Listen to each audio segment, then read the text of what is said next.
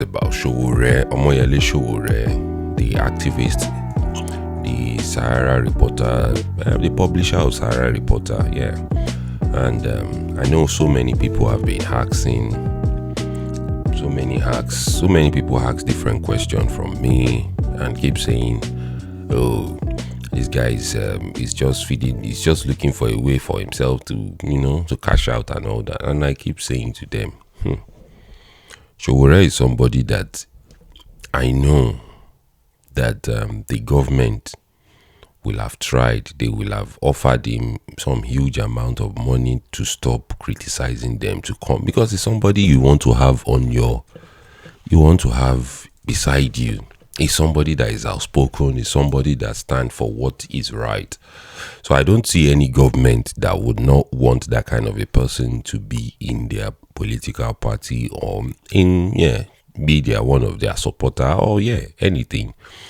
But I just still feel that for people to still be saying Sowore is a criminal, is this, is that, they just call him all sort of name. And I sat down. The funny thing is, during the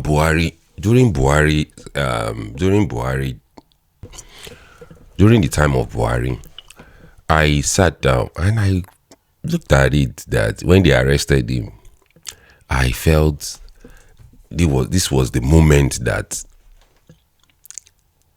they will bring every criminal activity that Sowore has done, they will bring it to book.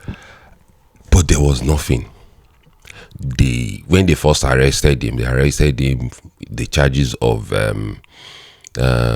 money laundering, treasonable felony, and they shall put to all sort of charges on him.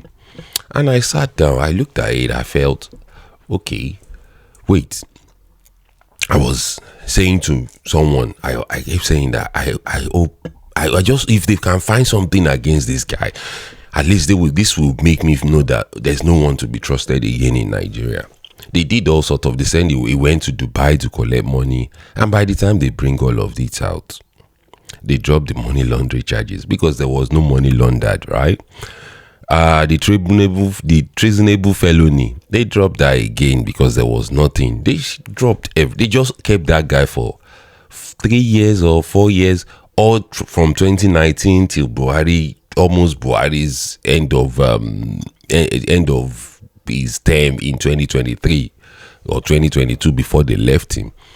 And they gave him that what's it called, that stringent bail condition. You can't leave Abuja, you need to stay in Abuja, and all sort of nonsense that they put together. They couldn't find anything, and people still are not convinced enough to say this guy is a genuine guy. And I wonder what will make somebody a genuine person in Nigeria. I'm still asking that question. So if anybody knows what can make Nigerian trust you, then maybe they can put it on the comment section and we can discuss it. We can have that discussion, because this guy has done so many things. Even during the elections, you see this guy, he comes in, he exposes so many things that they are trying to do, and he keeps letting you guys know that, listen, things like this is what these people are doing. There's no election happening, but Nigerians are not seeing beyond what he's saying. They can only just, this is Sowore again saying is nonsense. But you guys are not paying attention. You are not paying attention to things that he's saying. Pay attention, and this is why I say, pay attention to whatever Sowore is saying. Watch his moves. Watch the way he does his things. And if you can pay attention, then you will understand that he is exposing so many things that is happening in Nigeria, but people are not looking. Because I remember those obedient people then when they came I sat down. I said, yes, I'm not saying Obi is not qualified to be Nigerian president. Yes, Obi has experience. He's run the government. He has run as a governor in Anambra for 8 years. He has done things that people we still cannot see. But like I said, that movement wasn't a genuine movement, and we all know that. That movement was based on what the Biafras want. And that movement was sponsored by most of the Biafran guys because they know what they were doing. And people fell for it, which is okay. I'm not disputing that people should not fall for whatever they believe in, right? But at the end of the day, the question was, where was Obi before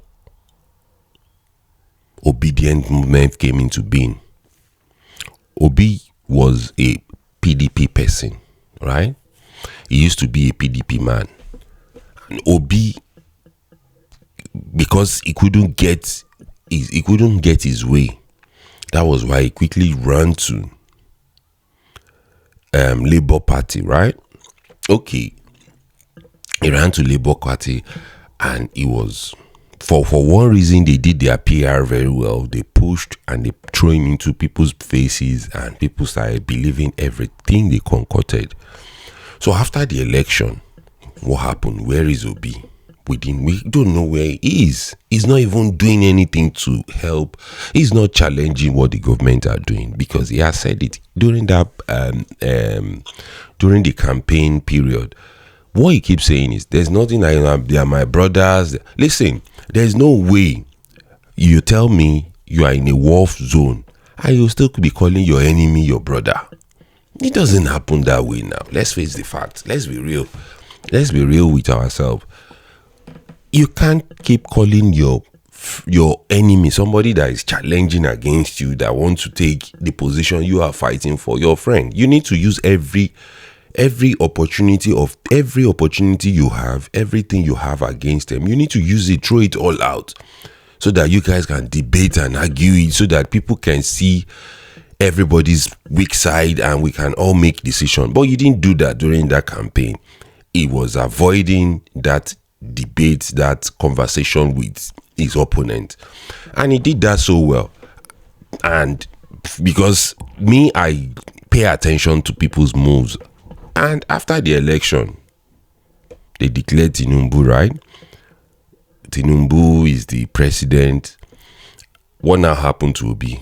What has he been doing? We don't even know. At least Sowore is always there, with or without election. He's always there. He has always been there. He has always been the one coming to you guys, exposing the latest video of Sowore that is trending. The latest video that is trending about Sowore, the police thing that he posted. I'm not going to stop.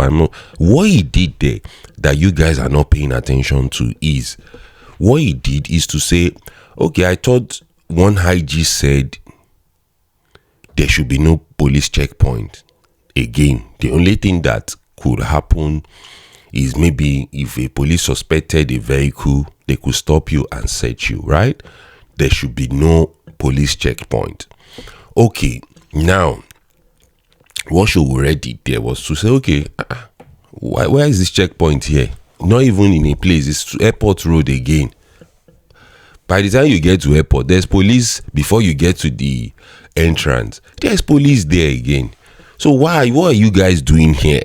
What are you guys doing here? Why are you guys what is the job you guys are doing here? That's what he exposed there. And that's why I said he's the one recording. If you can see, he recorded it. Wasn't the driver. He recorded it. We are not going to stop. Call your police inspector, call your IG to come here, call your Oga to come here, because this should not be. And by the time we find out, it's not because of that they arrested, they detained him, right? The whole charges was because he called the Nigeria is just a funny country, honestly, and I love that country so well that I want things to work well, because living abroad for some of us is not something we really want. because the treatment we get outside Nigeria is kind of anyway, let's not go into that. Let's just focus on this Sowore guy. Sowore is somebody Nigerians should pay attention to. I will keep saying that. Pay attention to this guy. Watch every statement he altered. Listen to every statement he altered. He gives every interview. Listen to watch his moves. Every move, Sowore move, is to expose something. The reason why he did that is for him to expose something, and the exposed thing that he's trying to do is what they are really charging him for. And what are they charging him for? Because he said the IG, I don't even know how they rank them, to be honest. I really do not know how they rank them, but he's saying the IG, is it the IG or whatever it is, he shouldn't be, he should have retired. Why is he still in service? That's all he's saying, and that's the reason why they charged him. And I think it's unfair. People just take power into their hands and do whatever. Well, for some of us, we really do not care. We will still stand by Sowore, and we know what he's doing. He's doing it right. And I'm only doing this because it's somebody I love passionately. He's somebody that I've met a couple of times, right? And it's somebody that since the day I started, it was one video back then. It was one video back then that when some maybe senators or some officials they went to America for a meeting. When he disrupted that meeting, it was that video that brought him to my face. And since then, I've been watching him closely. I've been following him. I've been listening to things he talks. I've just been paying attention to his moves. And I see that this guy is genuine. This guy is somebody that if he ever become Nigerian president, trust me, Nigeria will not regret. There's so many things he will change. And like, if you've heard, there was one interview back then that he did with one minister, and the guy said, oh, if you become president, we will all run away. Even Abdul Salami said it in the last election. He said it. He said the same thing, that if this guy becomes Nigerian president, all of us, we have to run away from Nigeria. So you can imagine them saying that. So they know how genuine this guy is. They know what this guy is all about. So things like that, it makes me feel, why are Nigerians not paying attention to what these people are saying about this guy? Why are they not paying attention to him? Everybody is scared. Like, if this guy should become president, there will be problem. In the sense that many corrupt politicians will go down the drain. Just imagine this. Seun Kuti, Dele Farotimi, Sowore, and who is there again? And all these young boys of Showore's boys. Yeah. Kunle Wiseman, and all of them. Imagine, put all of them together, and they now became the top people in Nigeria. Nigeria will be good though. There will be so many restructure that will just happen overnight, because, and I will tell you why. You remember when Buhari first came into office, right? When Buhari first came into office, when he first came in, if you remember, if all of you could recall, right? When he first came in, what happened? Everything changes. Everybody was watching the moves. Everybody started doing. Nigeria was like a bit right. Things was going on well. Until when some people went behind to start, Baba, you know, if you do this, so this one, if it happen, Baba, Baba, you got to calm down. There's money to be made. There's money to be made, though. Don't let us start becoming really strict and all that, right? So imagine. He hasn't said anything then. People were scared. People panicked. All all the local government, everything just went right for a bit. Things change. But by the time they speak to him and said, Baba, you know, if you do this one, make everybody's, there's money to be made now. Baba too now look, say, okay, yeah, that's true. Let's, so Baba did that, right? Baba just drop his strength that he used in 1980, is it 83 or 82 or 84 or something around that years. Then Baba drop all that and everybody start doing anyhow. So you now imagine Sowore just become president and all these people I mentioned their name, Dele Farotimi become the EFCC chairman, and all of them just put their heads together and work. Trust me, Nigeria will change. Even people like us will move back to Nigeria and start, because we want to do right. We live abroad. Every one of us do right? We live abroad. We do things in the right way. We don't throw trash on the floor. We follow the parking, the driving rules. We follow everything. We don't insult people anyhow because we don't want to be. You mind the way you talk to people, right? You respect human. But in Nigeria, you see somebody just take their pee out and just wee anywhere. Even women will just bend down, pee anywhere.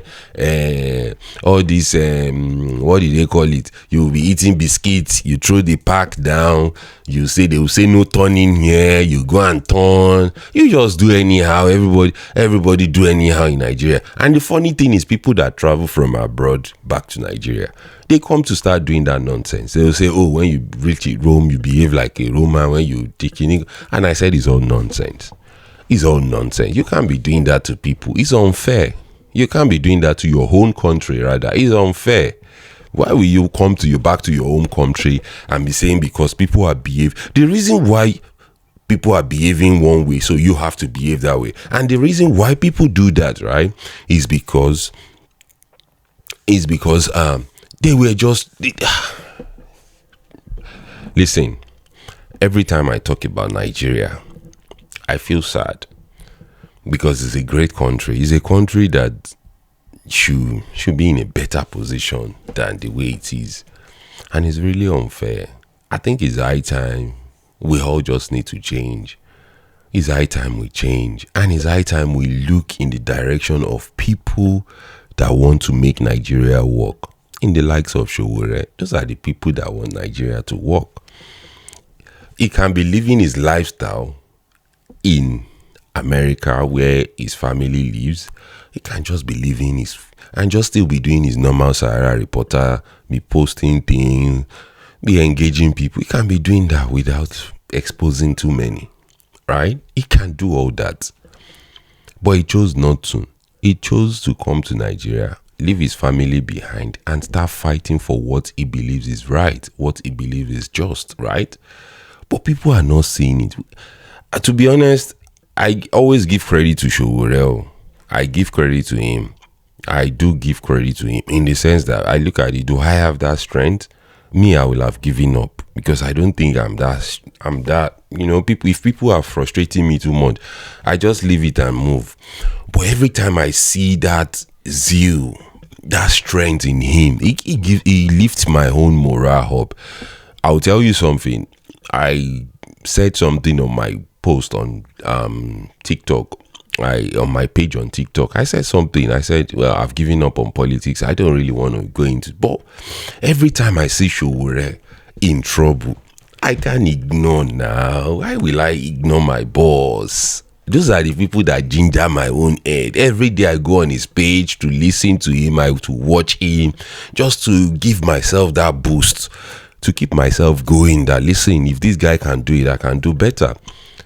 I just, especially all his boys that follow him around, I always say, I wish I could have that strength like them. These people are sacrificing their lives for you guys. And why is Nigerians are always like that. Until that person die or by year before they remember, this guy used to say this. Look at what they did to Fela.